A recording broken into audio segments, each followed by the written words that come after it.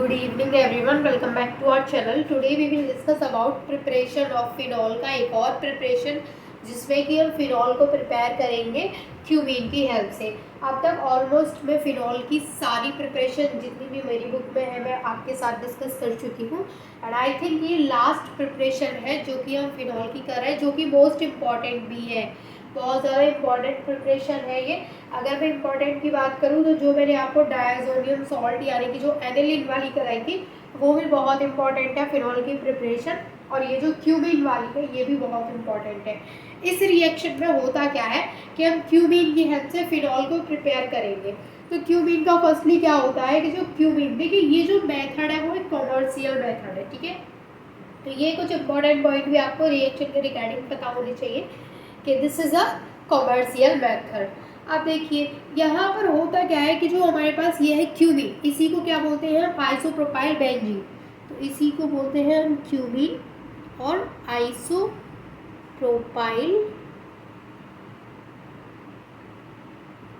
Benzene.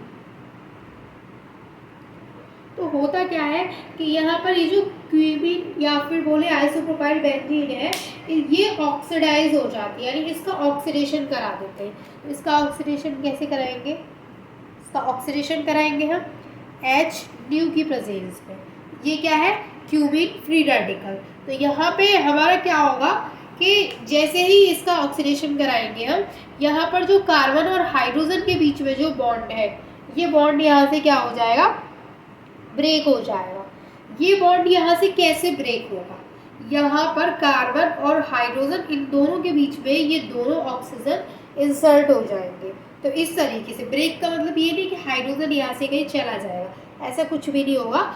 जब हम इसका ऑक्सीडेशन कराते हैं तो हमें कुछ इस तरीके का प्रोडक्ट मिलेगा, यानी सारी चीज़ें सेम रहेंगी। ये CH3 यहाँ पे एज इट इज़, ये CH3 यहाँ पे एज इट इज़। यहाँ पे जो कार्बन और हाइड्रोजन के बीच में जो बॉन्ड है उसके बीच में क्या इंसर्ट हो जाएंगे, दोनों ऑक्सीजन।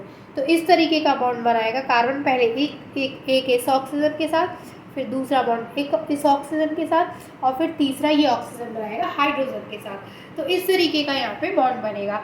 अब ये जो हमें यहाँ पे प्रोडक्ट मिला है ये डिकम्पोज हो जाएगा किसी एसिड के थ्रू। तो जब ये डिकम्पोज होगा किसी एसिड के द्वारा तो ये डिकम्पोज होने के बाद क्या देगा, एसीटोन एंड फिनॉल देगा।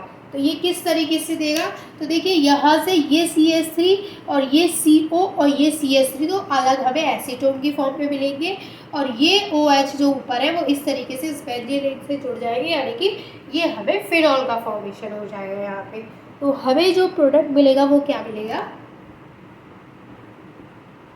ये CH3 और ये वाला कार्बन और इसके थ्रू डबल बॉन्ड के थ्रू जुड़ जाएगा यहाँ पे ये ऑक्सीजन, और ये मिल जाएगा हमें CH3। तो ये हो गया यहाँ पे एसीटोन।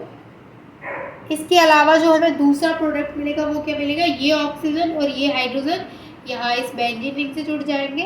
तो दूसरा जो प्रोडक्ट हमें मिलेगा वो क्या मिलेगा,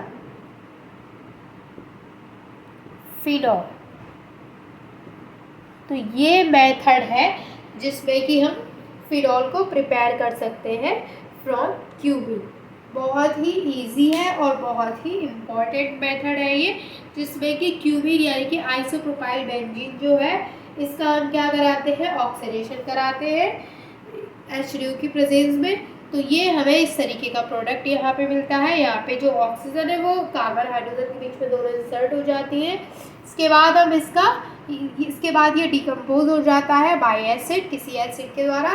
तो ये डिकम्पोज होने के बाद हमें एसीटोन और फिनॉल देता है। तो ये है हमारा प्रिपरेशन ऑफ फिनॉल, जो कि लास्ट प्रिपरेशन है फिनॉल की। आई होप अब तक की सारी प्रिपरेशंस आपको अच्छे से क्लियर हो गई होंगी। कल हम स्टार्ट करेंगे फिनॉल की केमिकल प्रॉपर्टीज़, यानी कि फिनॉल जब अलग अलग रिएजेंट के साथ रिएक्ट करता है तो क्या क्या प्रोडक्ट का फॉर्मेशन होता है। अगर आपको इस वाले मेथड का मैकेनिज़्म भी चाहिए तो वो आप मुझे कमेंट करके बता सकते हैं, मैं आपको इसका मैकेनिज़्म भी समझा दूँगी। तो आई होप कि यहाँ तक चीज़ें क्लियर है and thank you so much for watching this video.